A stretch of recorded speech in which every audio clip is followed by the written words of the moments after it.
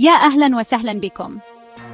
موضوعنا اليوم مهم جداً، خاصة لو كنت مهتم بموضوع فحص العذرية. بريك تايم بوينت 5. طيب، ما هو هذا الفحص؟ ولماذا يثير كل هذا الجدل؟ ببساطة، فحص العذرية هو فحص طبي يجرى لتحديد ما إذا كانت المرأة قد مارست الجماع المهبلي أم لا. لكن هذه الفحوصات تنتقد كثيراً لعدم دقتها علمياً، ولأنها تثير تساؤلات أخلاقية هامة.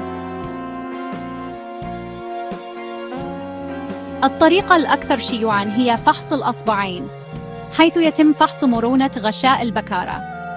ولكن غشاء البكارة ممكن يتمزق لأسباب عديدة، مثل ممارسة الرياضة أو حتى استخدام السدادات القطنية، وهذا يجعل الفحص غير دقيق، بل ومؤذي نفسياً وجسدياً.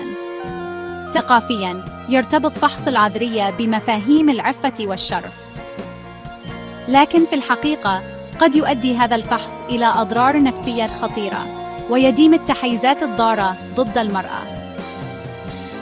فهمنا لهذه الفحوصات وكيف تؤثر على حياة الناس يساعدنا على التساؤل عن صحتها والمطالبة بمعايير صحية أكثر احتراماً ودقة.